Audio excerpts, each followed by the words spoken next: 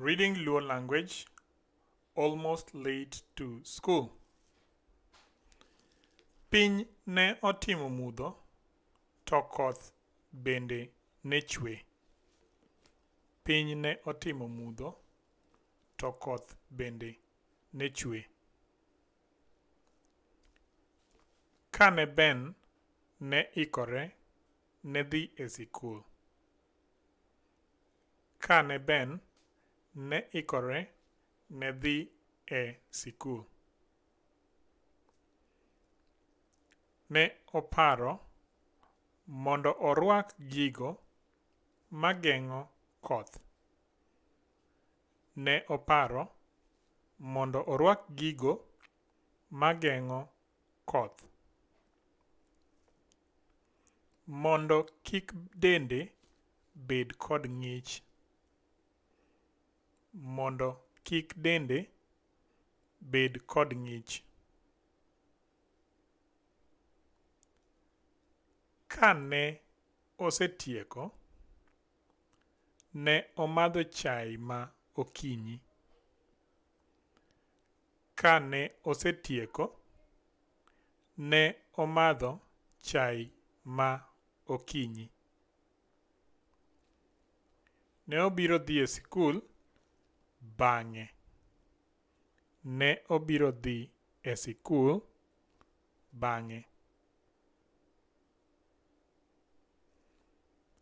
E chache ma okinyi, ne ochamo makati molos kod tong' to oluoye chai. E chache ma okinyi, ne ochamo makati molos kod tong' to oluoye chai. Ben ne oparo ni chiemo no ne mit mokalo. Ben ne oparo ni chiemo no ne mit mokalo. Kane osetieko metho, ne okawo okapune kod tich mar dala mane japuonj omiye. Ne okawo okapune kod tich mar dala mane japuonj omiye.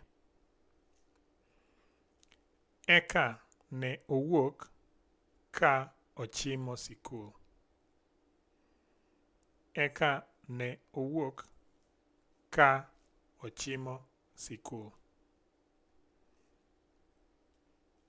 Ben ne omor ka oparo gigo mane idhi puonje e sikul. Ben ne omor ka oparo gigo mane idhi puonje e sikul.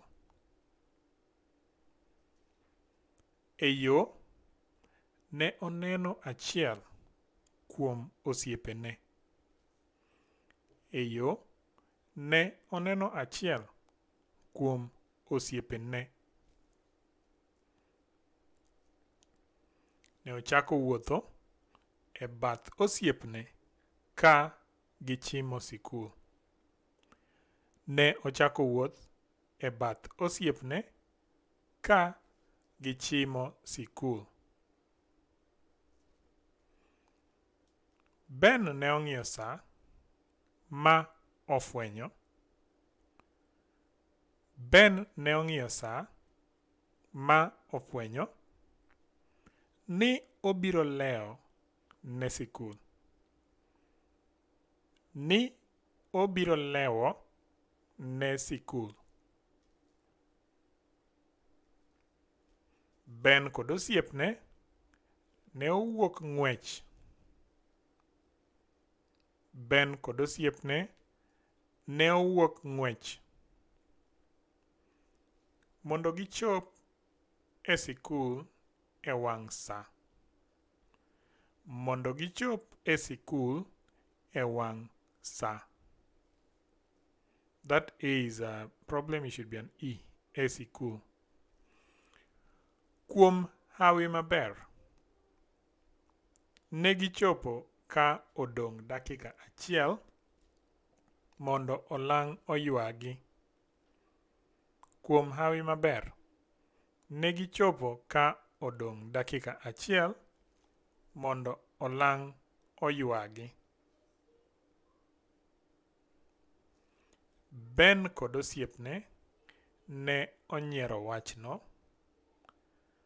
Ben kod osiepne ne onyiero wachno seche mane gidhi bet e kombegi. Seche mane gidhi bet e kombegi. Gibiro paro wachni kaka odiochieng' mane gichiegni leo e sikul. Gibiro paro wachni kaka odiochieng' mane gichiegni leo e sikul. Erokamano. This is book number 19, and from us we say thank you for supporting the channel.